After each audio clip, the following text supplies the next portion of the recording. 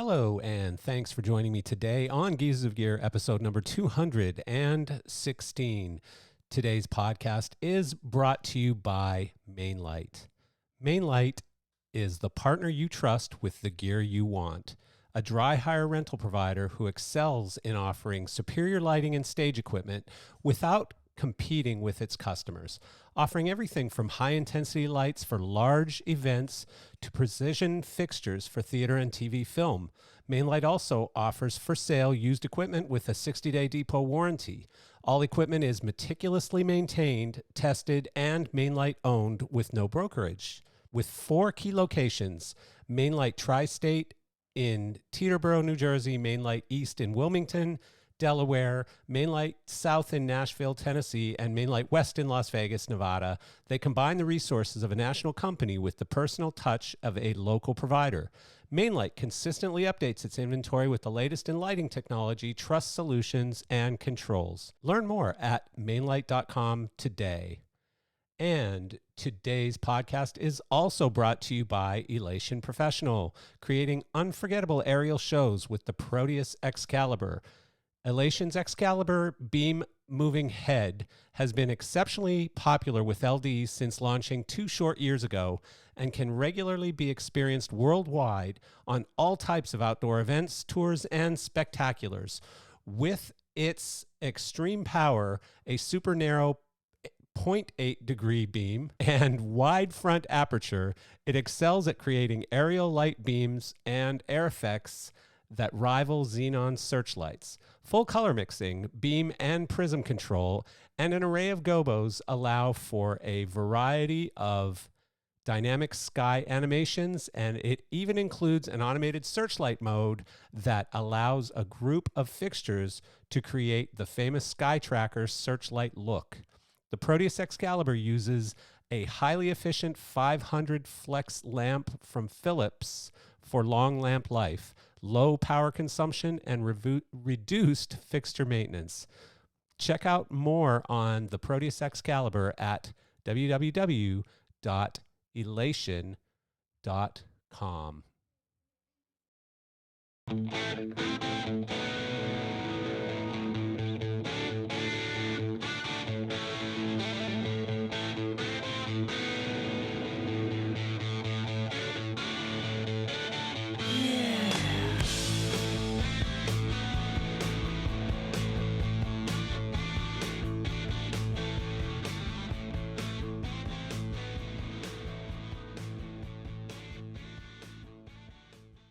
Hello again, and thanks for coming. I'm exhausted. Why? Because Sarah has me working like a monkey here. She's got me booked solid on lots and lots of great podcast episodes, and things are just zooming right now. We're seeing a lot of forward momentum, lots more traffic, lots more views, lots more downloads of the podcast. We appreciate everyone paying attention right now. I know we've been accused of over-posting, and that's great. I'm glad you're seeing our posts, thank God, because for a long time you didn't. And things are going really, really well at Geezers. We're super happy to be experiencing the growth that we're experiencing right now, and we're getting a lot of ideas thrown at us for new podcast guests. We've got some new sponsors coming on board, which is amazing, in addition to the ones that we already have, who we love and appreciate very much, of course. And so it's a good time. It's been a really, really positive time for Geezers of Gear. And I'm grateful and really happy. And so with that, I'm going to bring you today's guest, who is someone who I admire very much. I think most of you do as well. And he's built an incredible business for himself and for his team, both as Nick Whitehouse, but also Fireplay as well. So along with some other things that I think he's going to talk with us about a bit today. So without delay, let's bring on Nick Whitehouse. Hey, Nick, how are you today? Hi, how you doing? Great. Fantastic. I hope you don't mind, but awesome. I stole a picture from your Facebook, as you can see on the background here. Yeah, I mean, some beautiful shots. I forget who the photographer was, but really great Jeff shots. Johnson. Oh, okay, yep. No, really, really nice. And this one just kind of fit. You got Carrie right in between two funny looking dudes, so nothing wrong with that. Perfect. Nothing wrong with What that. could be better? Exactly, a Carrie Underwood sandwich. She'd probably pick two different men than us, maybe, but who cares? We're Well, here. I'm sure she'll be fine. Exactly. So, a lot of things I actually want to catch up with you on and learn about and talk about. But one thing in particular is that I know you've started to rebrand your business, your Fireplay business. Um, tell us a little bit about that. Yeah, we have. It's exciting actually, and we'll be announcing a lot more over the next few months. But kind of coming out of the COVID era, I realized that what we were working for wasn't the right thing. You know, we were trying to build a really big brand. We were trying to build as many creatives in one place as we could. And I felt that we were kind of losing our creativity a little bit doing that because we Yeah, were taking a lot of work that uh, just to pay the bills and to cover salaries and to kind of do that and to keep people employed. And I think we lost something.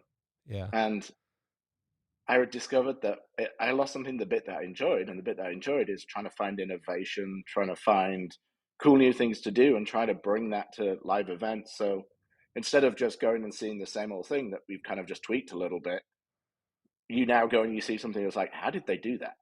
And that's yeah, what I always used to like, and I think that's what was missing when we kind of all rushed to come out of 2 years of not doing anything. We all just took everything. yeah, So I took a year to kind of think about what was really important. And for me, what's really important in my work and in the work that the company that I have does is being wildly creative and pushing innovation. So it's not just another show, it's a show that's exactly tailored and created specifically for the artists that we're working for through collaboration and not just there's some cool Instagram moments, just create a bunch of those. you know, It's it, like, well, let's it, tell your story. it's so interesting because I actually just had a very similar conversation with another British guy this morning, uh, and it's when you're looking to scale a business, it's Hmm. very difficult to remove things. It's easy to add things, but it's difficult to remove things and grow the business. In other words, It is. not to become, quote, the Walmart of whatever business you are, right? And just try to be everything to everyone and take anything, even if it doesn't match what you love or what you believe in or your character or whatever. And I've certainly been guilty of much of the same many times in my career, to be honest, because it's just sometimes it's very alluring. It's like, hey, look over here, a pile of really easy cash, and you've, like Yeah. you said, you've just gone 2 years without work and without much cash coming in and with lots of cash going out. And so I could see how you could fall into that situation. Um, but it's amazing that you not only had the vision, but the discipline to say, hang on, time out, stop, let's do something a little different here because I ain't digging this. Yeah. And, I also found there are people I really like to work with, the creatives that we work with, the artists we work with. And I really enjoy that. And I enjoy those people. And I think just surrounding myself with great people, the team we have that's coming out into the new company is fantastic. Yeah. Like all of them are incredible. And they're also great people. Like they care about what we're doing. They want to learn. They want to grow. Like some of them are newer.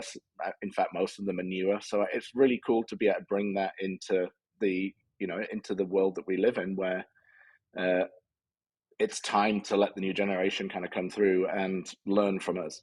Yeah. Really, really cool. That's exciting. And so the new business is called Live Redesigned. Correct. So Yes. is there meaning behind that, or is there an attitude behind that, or Not really. I just think that we've also kind of, you know, we've got to do business differently in this world too, because everything is more expensive. The cost of doing shows, it's pushing ticket prices way up. So I think we have found we've created some great partners that ways to do it where we can help the artists make the most out of the shows that they're doing while we're not kind of, creating ticket prices so high that people can only go and see one show a year. Yeah. Yeah, that's So really we're trying to interesting. not just redesigning the creative side of it and bringing that back, but also trying to have some economics that match. I listened to something yesterday. It might have been a podcast or something where they were talking about this. Like they were basically talking about quit trying to fit a show into a budget, whereas instead you're basically creating a show. And it's not so much of, well, we've got $1 million to spend, let's go spend it, and fill it with Hmm. as many moving lights as we possibly can. Instead, start with the creative process and the show that you need to design for that artist based on the artist's vision or needs or wants or whatever. um, it's a very different approach, and I think everyone's so focused on a transactional way of doing business as opposed to a more emotional and more visionary way of doing business, perhaps. And I think that's exactly what I'm saying is we got to the point where you just put 300 moving lights on a design. So when you turned up at rehearsals, you could program something cool because if you turn Yeah, 300 lights on, it looks good. yeah, And as I was thinking about what was really creative, some of the best shows I've ever done in my career were those Coldplay shows in ballrooms with 6 moving lights. yeah, yeah. You had to be really creative with the programming. You had to figure out how to get the emotion into those 6 lights. And that teaches you a lot. And I think sometimes for me, that is way better than 1,000 lights all flashing and strobing at the same time. It's funny. I had Mark Brickman on at one point and asked him about one of his favorite recent shows that he did or whatever, and he talked about, I think it was Neil Young with 16 follow spots at Coachella, Hmm. and that was the show, 16 follow spots, and he said Well, I loved it. It was amazing. People loved it, and Mark is a genius. So, like, yeah. 16 follow spots there probably look better than anything else that was on Well, that stage. exactly. I know front of house guys too that you ask them, do you like this line array versus this line array or whatever? And the Hmm. bottom line is a good front of house guy can make garbage sound really great. And I remember Butch Allen one time did a show for the band Garbage, and I never forgot it because there were these floor lights that were just like, I was like, what are those things? And he goes, I bought them at Home Depot. They're like some kind of work lights or something, and they were like a real Yeah. yellowy kind of color, like a 2000 Kelvin or something. And they just looked incredible on the band, right? And Yep. I mean, that's taking an idea. And he didn't do it because of the cost, I don't think. It wasn't like, hey, we need the best light we can get for $40. It was just something entirely unusual. Well, I think that's it, right? It's creativity. Sometimes when we have all this technology and we do have the budgets and we have a ton of lights and a ton of video, it's really easy to just turn it on and make it look cool. Like Yeah. I think back in my early days working back in London, one of the most creative things I ever saw was a lighting designer called Nick Jevons. I don't know if you know him, but I he don't came think in with so. the Soupy Furry Animals, which was a British band, and Yeah. he basically just it looked like the truss had fallen down, and he put 100 single par cans in a random focus, and the whole show in white, and the whole show was just that, Really? just used in time to the music, and I was like, whoa.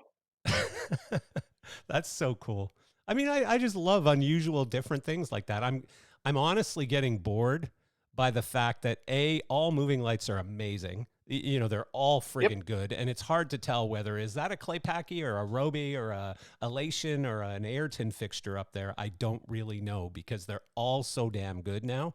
And they all kind of look the same, even in the air. Like you used to go, oh, it's got a fat beam, it's a whatever, right? Yep. Now they all look the same. They're all really good. Every rig kind of is starting to look the same with the video elements and the 300 moving lights and whatever. It is getting a little boring. Like you like when somebody throws a Exactly. unique element into it. And I think that's my plan for this year is to try and figure out how we do things differently and we don't do the same look and to Yeah. persuade artists that it's okay not to have a show that looks like everyone else's. In Yeah. fact, it's probably better. Yeah. Yeah. So I mean, so you're seeing some unique uses of towers, some different ways maybe of. I'll maybe I'll go to Home Depot tonight. and see what I can Exactly. find. You never know. I mean, the thing is, you just never know where that inspiration is going to come from, right?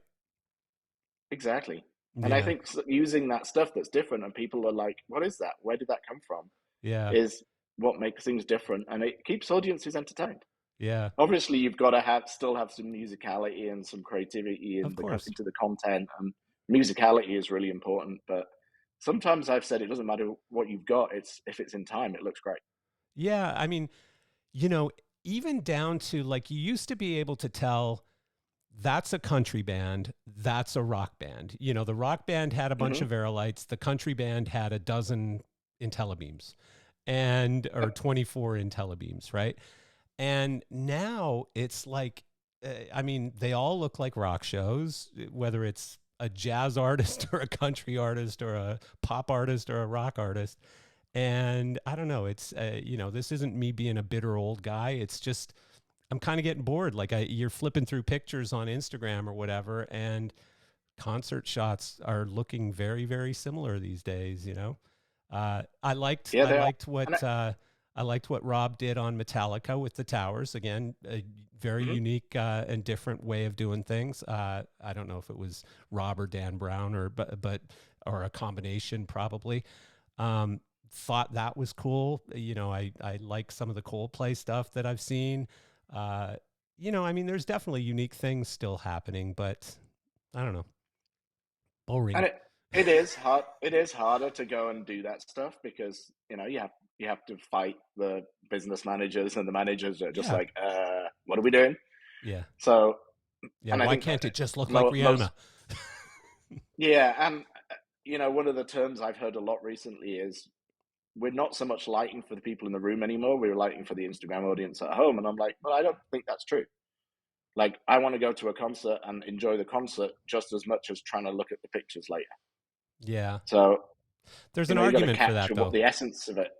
There's an Yeah, there argument is for an that. argument for that. You know, like and I keep going back to this Rapino from Live Nation. I don't know if you saw the article that he did where he said you know, something like, you know, the typical artist has 10 million followers on social media. My job is easy. All I have to do is sell tickets to 5% of them. And Hmm. so when you're thinking 5% of that artist's audience are actually physically in the audience, the other 95% are viewing on an iPhone. And Sure. so there is some logic to that you have to design shows that look good on a 6-inch screen or 5-inch or whatever the hell the size of an iPhone is these days. But uh, it's an interesting concept. I mean, I I'm think glad it's guys true. like you are thinking through this. You know what I mean? So Well, I mean, there's my easy way to do it is you put, 10, 15 Instagram moments in a show where that's the bit that everyone's going to post. And yeah, then the rest of it, you can still be creative, tell the story, have the ups and the downs. It doesn't have to be full on flashing all the time. So it yeah, looks good on a 20-second post. yeah, yeah. No, it's a very good point. It's yeah. I mean, it's an interesting thing. Again, like because I've been one of these guys who keeps saying, how can this keep growing? You know, like coming out of COVID, it's just been gangbusters and average artists doing stadium tours and stuff like that. Hmm. But but according to Live Nation, at least, it is going to keep growing because we still have to get to those 95% of their other audience. You know, like if these guys have 10 million followers, all of them, uh, you know, we're missing a lot of opportunities, and the appetite to see them live is bigger than ever. It's It wild. is. I think we just have to all try and help with the price point of tickets because that's the complaint Yeah. I hear from a lot of people is now I've got to pick 2 or 3 shows I want to see in a year rather than 10. Yeah. Yeah, and or you end up going and seeing Styx and REO Speedwagon 20 times a year or whatever, you know what I mean? Like Right, if you exactly. want to go see the big A tours that are out and stuff, everything's $300-400 a ticket and up, you know, to thousands of dollars, which to me is making it an elitist kind of event as opposed to the average person, obviously. I think it's just the cost of everything right now stacking up. So, Yeah. right.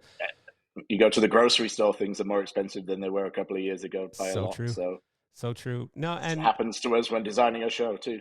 Well, and the reality of like, I don't know if you're following this thing with the Houthis in the Houthi rebels who are like hijacking ships and blowing up ships and stuff going into the Suez Canal and I did see causing that, yeah. freight already to go like 3 or 4x in cost Hmm. between Asia, specifically between Asia and Europe, but it's also impacting freight everywhere else also. So, you know, it's the last thing we needed right now is another freight problem, uh, Yep. especially expanding costs. So, you know, like I'm starting to hear tours are starting to employ like these logistics experts and stuff on staff, you know, who are constantly paying attention to these things. It's the new reality. Yeah, especially if you're moving around the world, I think it is a new Yeah. reality to try and Yeah. do that and find the most cost effective way to do it. Yeah. Well, one of the things I learned in this, paying attention to some of this sort of global geopolitics or whatever, and specifically this Houthis problem, is so a lot of people think, okay, if there's a problem where they're starting to attack these freight ships and you know, we can't ship stuff by sea container anymore, it's okay, we'll just move it onto airplanes. But one of the things that I didn't know, besides the cost difference, which is quite massive, well, actually, there was one point during COVID where it cost more money to ship via sea than it was by air, which was crazy. Hmm. But Yep. what I found out is a 747 fits 7 sea containers.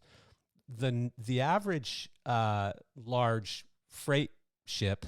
Can you think of how many containers fit on a freight ship? Couple of thousand, I think. 10,000. 10,000 Wow. containers versus 7. So, you know, I mean, it's Hmm. obviously not something where you can just say, okay, we'll send it all by air because then you run out of space on airplanes too pretty quickly. Yep. Crazy stuff.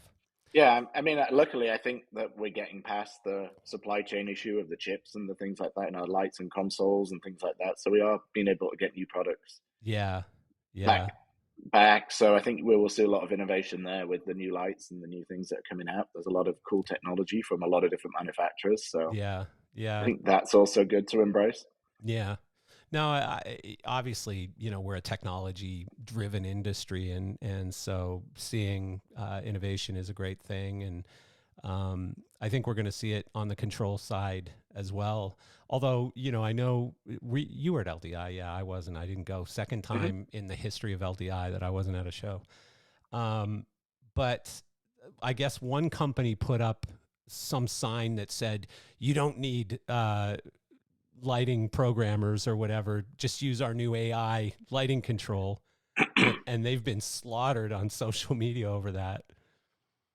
I Did mean, you see that? I guess it works for a small act, Yeah. and that's not a bad thing. Like when you got these starting out musicians, Nashville bands that try and elevate their show a little bit, and they just can't afford anything. It might work. Yeah.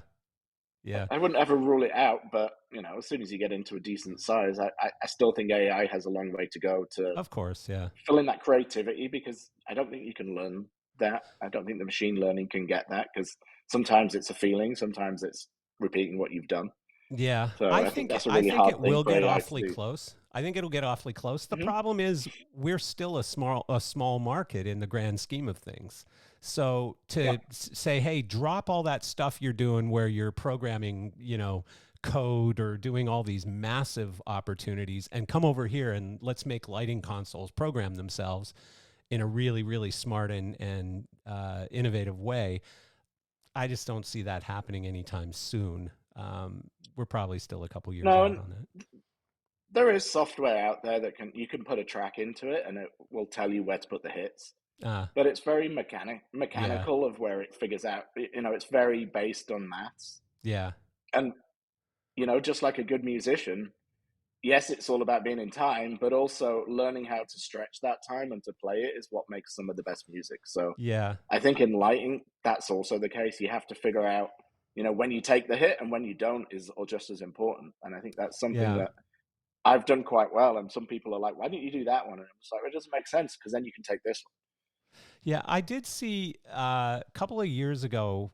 There were some guys that were working with Pioneer. They were like Dutch, I think, and they created some one. Hmm. software, some lighting software that it was for EDM music specifically, Yep. And what it would do is it would listen to the entire track and analyze the entire track. And then it knew where all the bass drops were and where all the little nuances were and all of those things. And it would put in certain things for all of those, like a bass drop would be big white in your face kind of stuff. And, and it just knew the types of things to match with those emotions or those, whatever.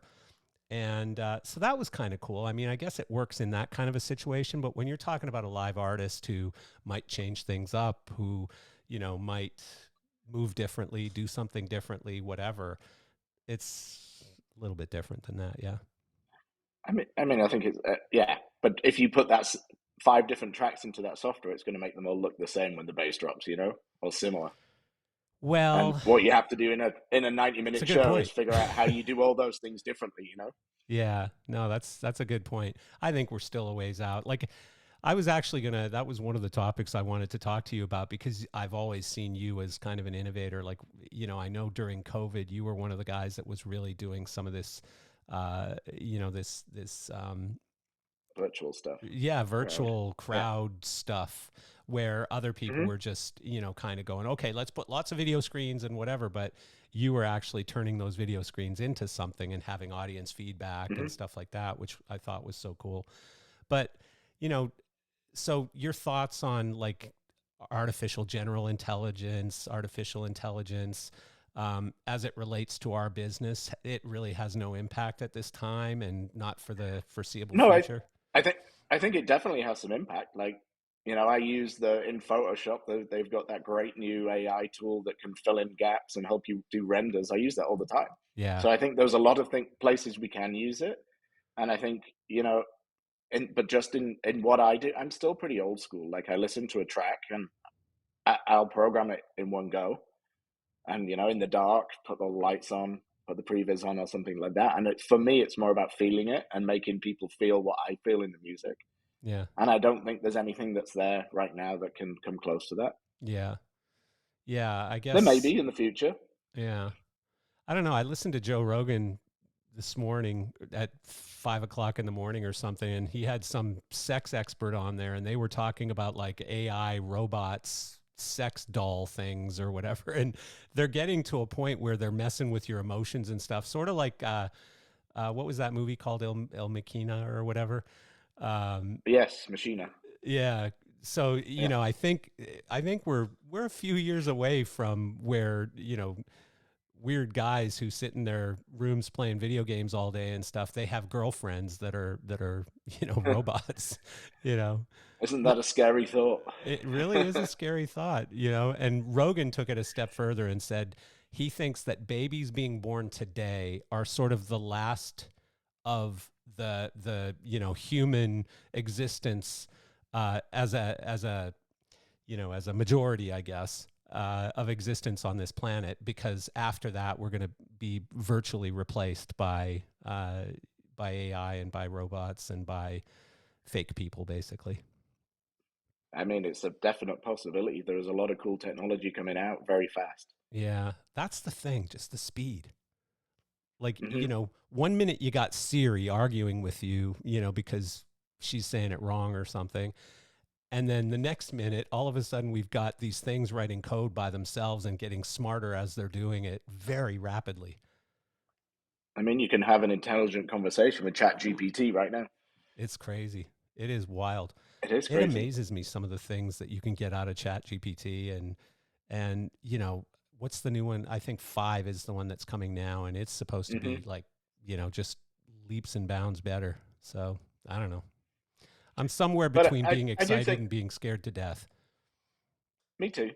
But I Yeah. think any of those things that can help us do our jobs better without sacrificing, like the creativity or the end result or the innovation, Yeah. I think we should use them. Like I always like new technology. I've always been a fan of it, and I've always been the one that's put my ass on the line to put it on a show when Yeah. you get a lot of blue screens of death in my time. So Yeah, yeah. But I've heard it compared to a gun. Like where in the right hands it saves you and your family from a bad situation. In the wrong hands, it kills people. And hmm AI and AGI specifically, is sort of, we're in that same loop right now, you know, like they can make it a really bad thing, they can make it a really good thing. And I've talked to both sides of this, like where some people say it's just not going there. You know, I see us, you know, going back to sort of square one and we're going to be normal human beings.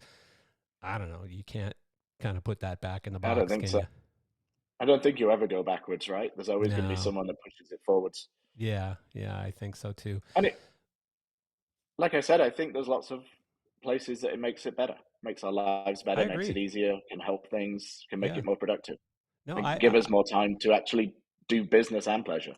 well, that too, but I mean, like the speed at which it can accomplish tedious, lengthy, boring, brutally Mhm. painful tasks is unbelievable. You know, like you've got to create a list of something that's 10,000 pages long and it's a repetitive task that goes, looks for this, finds it, grabs it, puts it over here, adds this thing to it, goes to the next line, does it again. You can do that in a few minutes with AI where it could take you days to do it by yourself, right? You know, exactly. Yeah. It's crazy. So you've had a pretty successful and interesting and fun couple of years, it seems, you know, since Hmm. COVID. But most recently, I think, is the Carrie Underwood residency, right, at Resorts World.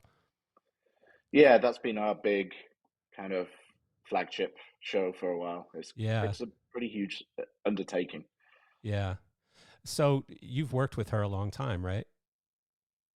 It would be like the sixth or seventh year now. Yeah, Oh wow, wow. So is it still running, or is that done already? it is. It runs for weeks all the way through this year. Oh, I think there's cool. 2 to 3 weeks at a time. And so do you have people on it still, or is it just her team now and you guys? It's her team. I still tend to show up at the start of a new run in case we need to add Tweak it. anything, tweak Yeah. anything, just make it sure it's all good. But Yeah. she's got a great team, and she's got some. The operators out there are awesome. So, Yeah. and the theater is fantastic. I don't know if you've been there, but No, I haven't yet. I haven't. How many seats is it? they did a great job. 5,000. Oh, okay.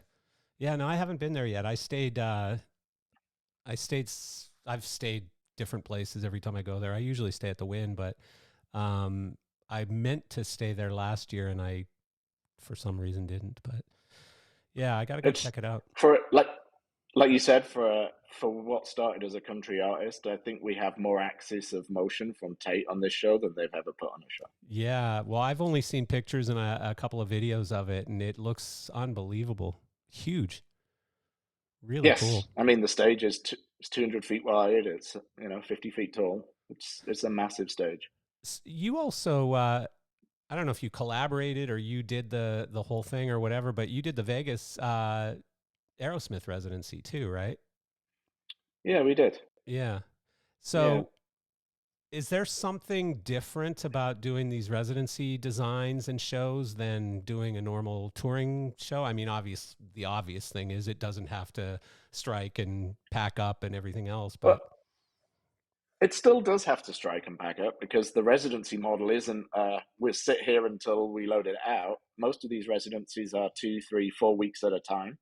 So they'll still load in and load out in a couple of days oh, to okay. allow like the casinos to turn over the people. I see. So I think in Resorts World it was Carrie, Katy Perry, Luke Bryan, and they would rotate, Okay. like do 2, 3 weeks at a time and do that. So you still have to figure out how to get it in and out. The good news with these residencies is there's a lot of technology in the buildings that you can use that you couldn't actually do in a tour. So for example, on the Carrie show, there's a 30-foot long lift that goes 3 stories down, Yeah. which allows us to do this 200,000 pound waterfall prop, which fills the entire lift that she stands in the middle of. Yeah. And there's just no way we could ever do that on a tour. Yeah. So we can do things in these residencies that you can't do when you have to like rig into an arena that's made for sports. This Yeah. is purpose made. It's got the fly tower. It's got the weight capacity. Like it's got everything we need. What about sound? Do they sound good? These theaters? Uh, This theater has, like, I think they call it the Lisa system. It sounds incredible. Okay. It's Yeah. like surround sound. There's so much PA. It Yeah. sounds fantastic. Yeah. So Well, I know, Vegas, old school Vegas theaters used to be the sound was, it was almost like Branson, Missouri, where it was super quiet and hardly any bass because it was all old people going to these shows. And, obviously that's changed a huge amount since that the time. And opposite of that now. yeah, Like exactly. it, Exactly.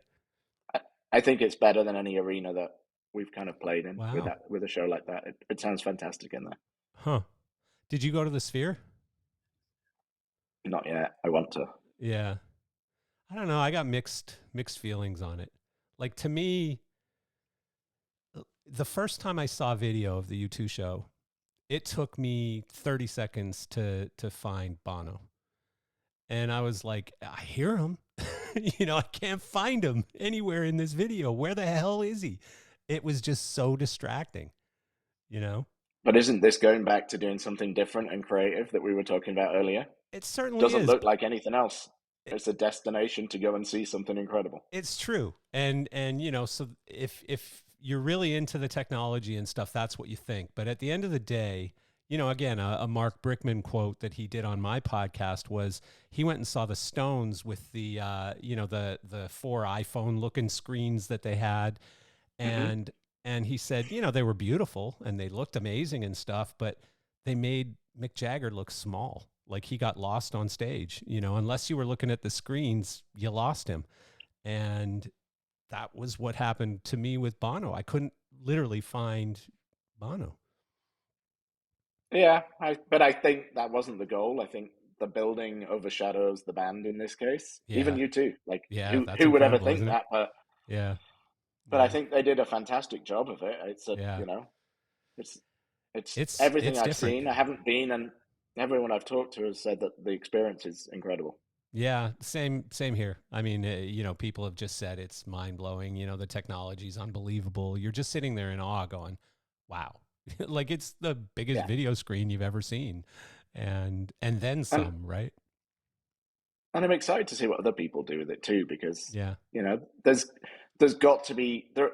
From what I've heard, there's a lot of tech built into the dome where you can do different things and you can move. You can actually be creative in there.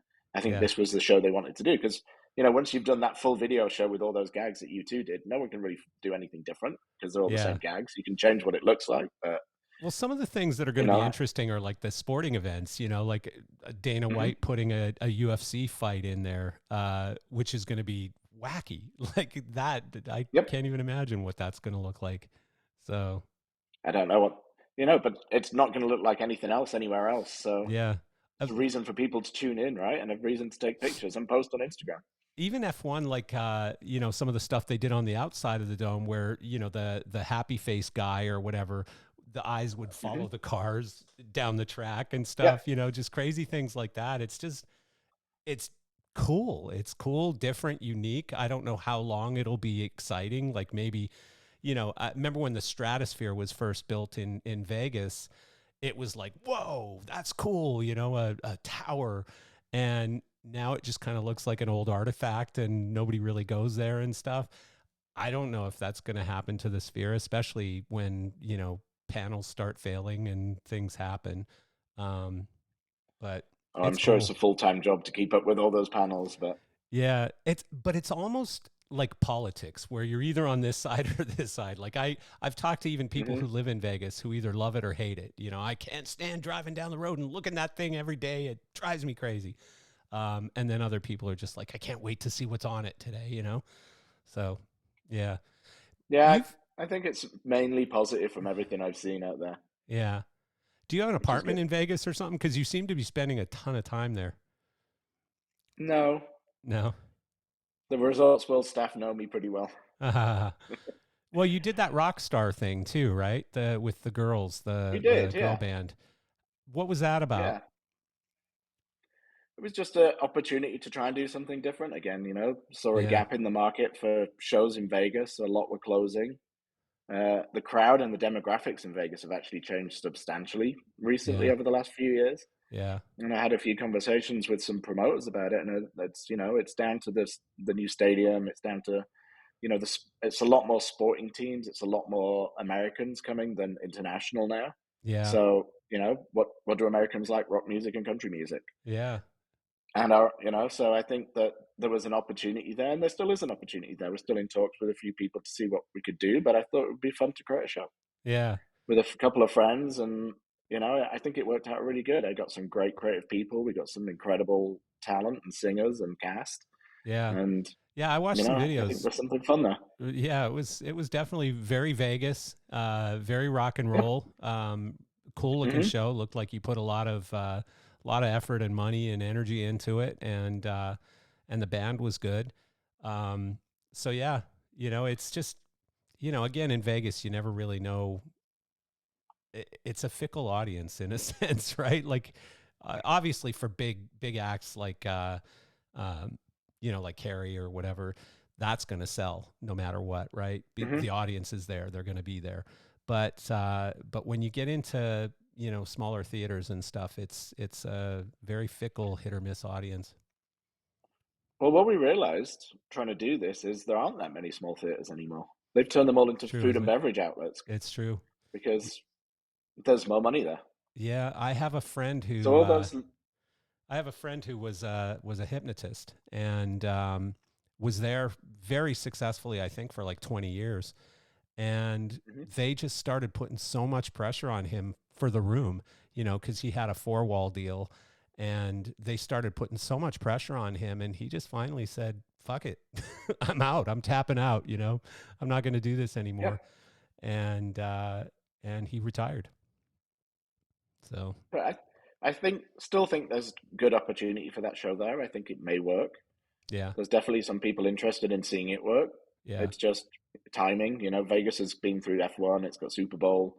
A lot of those spaces are tied up in what's happening for those events. So I think once Yeah. we get through that, we might see something happen. Get him opening for Carrie for a few weeks. I mean, she That'll does sell love some rock and tickets. rock. Yeah, that'll Yeah, sell some tickets. exactly. So, what else did I want to ask you about? Um, what else? You've had some other big stuff recently, right? Billie Eilish. Uh, Billy was the original tour. It's not a recent one. We did her oh, Coachella performance. oh, okay, yeah, yeah, yeah. I mean, you just seem like you've been doing huge stuff ever since coming out of COVID. And oh, one thing I was going to ask you, I touched on the fact that you did some innovative things during COVID with the virtual stuff. Did any of that Hmm. carry forward, or like most ideas that happened in COVID, it died as soon as we got back to being busy?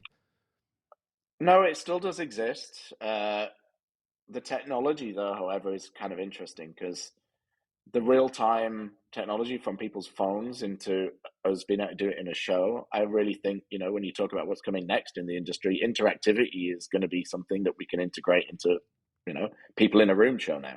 Yeah. So what we learned from all of that kind of thing and the way that the servers work and how we could connect with those people and literally have real time interaction from the phones is something that I think we can bring into the next, life of the things we do. Do you know a guy in Vegas, um, James Brett, Do not. Apix or Apix is his company? No. Yeah, that's what they do. It's that interactive phone thing where they can control your phone and make them all go blue or whatever. They can control Oh your yeah, yes, I do know. Yes, it and might they be can a do different name back then, yeah, but they can do messaging to your mhm. phone. They can all kinds of interactivity with your phone, whether it's things like announcements or safety or whatever, but also just audience interaction. They can flash your lights. They can all kinds of things. But We're also, what about the other way around, where the audience can affect the show? So yeah, that's yeah, kind of things that I think could be, because that's why people like the TikToks, the Instagrams, and stuff like that. They're getting instant content. They can react with it. They can say their thing. They can do the comments. Like, how do we true. do that Yeah. in real time? Yeah, So that's a good idea. Even, having like comment scrolls somewhere on a video screen, where the comments are all coming down, but choosing the next song, pick the set list. yeah, exactly. Vote on what songs next. Yeah, exactly. How about changing the So, lighting? I mean, yeah, Changing the exactly. lighting. You could do Yeah. all of that kind of stuff. Yeah. So, Today we want, so and so song to be primarily red instead of blue, or whatever.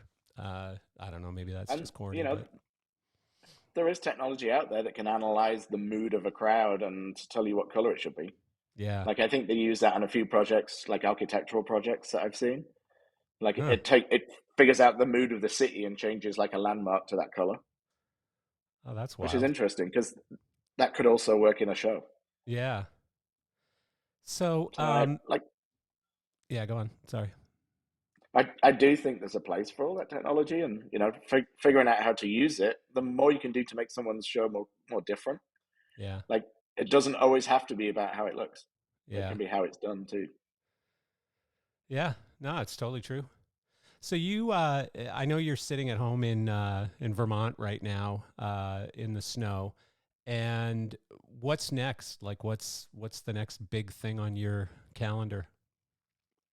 Uh, we have a couple of really big stadium shows actually, mainly in Asia. Ah, So that's the next few months for us. It's been like an interesting start to the year because when they say things come in threes, everything came in threes for like some massive acts in the Asian side. So yeah. that'll be Huh. interesting for us. Like And you can K-pop tour kind of China stuff, forever. or Actually, Chinese. oh, really? So Huh. yeah, Very cool. it's one of them's an artist I've worked with in the past. Wanted to do a new tour, and the other one's a new artist for us. So And working they're with a doing great team, stadiums and over there. they're doing a year of stadiums. That's wild. Totally wild. Yeah, I love it. that's my next challenge. Along with Carrie will go back into Vegas. That'll be fun. We'll go make sure that looks cool, Yeah. and a few other things that just starting to talk about. Yeah. So I think it's going to be a really busy year for everyone, Yeah. just You like the know, last two. one of the reasons I can tell the industry's getting so much bigger right now is the number of collaboratives that seem to be falling together, where a single Hmm. designer on their own is more challenged to do the size and scope and scale of these projects.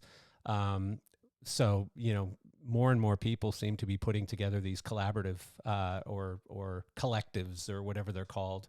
Um, and you were one of the early ones on that too. Yeah, and I think there's always a place for that. What I actually like at the moment is changing up who you collaborate with. Collaboration is always cool. Like a Yeah, different team will get you a totally different result.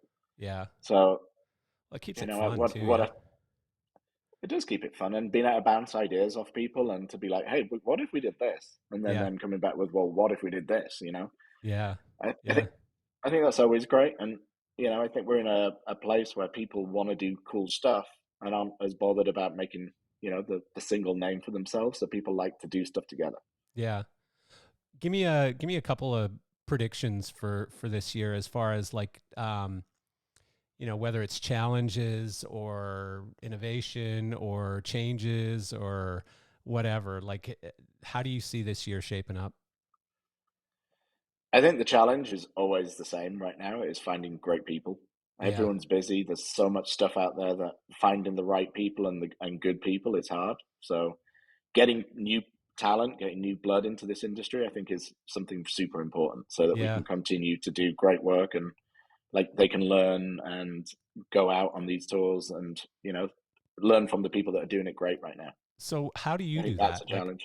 what are some of the things, the initiatives that you guys go through to find those people who you want to raise their hand and say, "Yeah, I want to be a touring guy."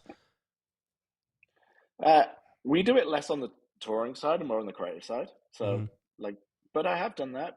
I've advertised in places. I've tried to be like, hey, I want someone to come and work for me and learn from me.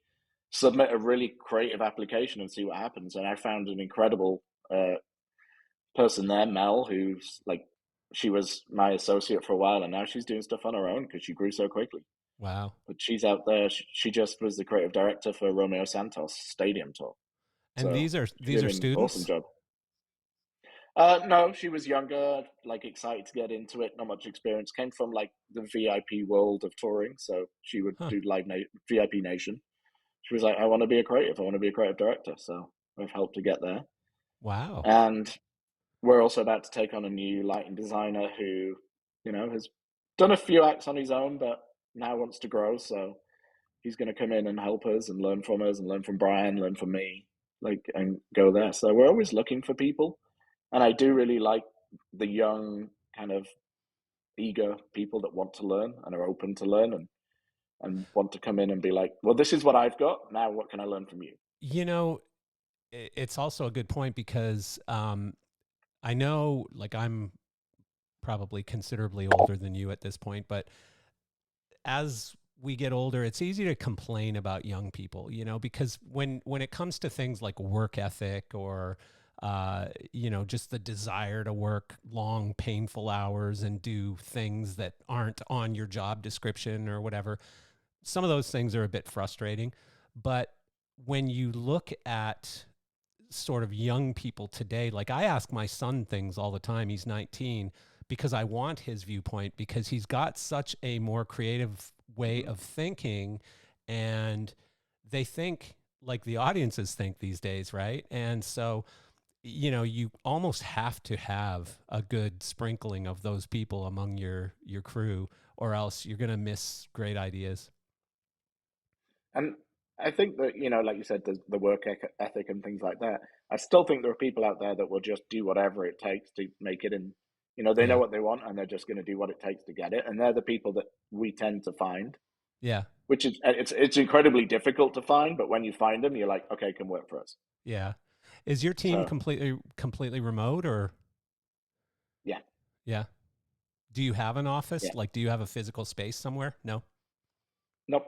We used to have New York and Nashville and a space in LA and none of them anymore. Yeah. Huh. But, I have a really cool piece of software that I've been using for the last 8 or 9 months, and people think I own a piece of it because I'm always talking about it. But it's called Roam RO.am, and mhm. it sort of bridges the gap between being in a real office and being completely remote and jumping on to Zoom calls at different points of the day. So you have like on your screen, you've got a virtual office. You can see people in their offices and Oh, nice. you've got conference rooms, you've got a theater where if you want to do a presentation for a group of students or something, it's in this theater and there's all kinds of cool features in the, like it's webinar basically, but instead of just being Yeah. like a normal webinar, you can invite people onto the stage. There's a microphone at the front of the room so people can go up to the microphone and ask questions. Um, People can talk to other people in their row. They can whisper so nobody else can hear them, but the people in that row can hear things like that. It's and so I can go knock on your door. If I see you in your office, I just go knock on your door and you let me in and we have a conversation and I leave your office and I'm out, right? So you don't have to Nice. schedule Zoom calls and stuff. And there's all kinds of video chatting and recording and blah blah blah. You can do whiteboards and all kinds of collab stuff, and it's really cheap. So for us, Oh, for wow. my company, it's replaced Slack, it's replaced Zoom, it's Hmm. replaced all kinds of other because it's got a messaging system that's not Yep. quite as powerful as Slack, but it's pretty cool. But you should check it out. Anybody I I know will. who's virtual, I'm constantly telling them about it. Rome, it's super super cool and it's cheap. Yeah, we just found it. It, you know, it was easier. Now we're used to working remotely. It works great. If we need to go meet someone, we fly to them. Yeah, yeah. No, that's. I mean, I was my company was remote before it was cool. Like we've been remote for I don't know 8 or 9 years. So it was funny because when COVID happened, I was coaching companies of friends of mine on how to like move all of their information to the cloud or how to use Zoom or Hmm. how to whatever because Yep. they didn't know how, right? Like they were just a physical office with a server over there in the corner and had no idea how to go remote.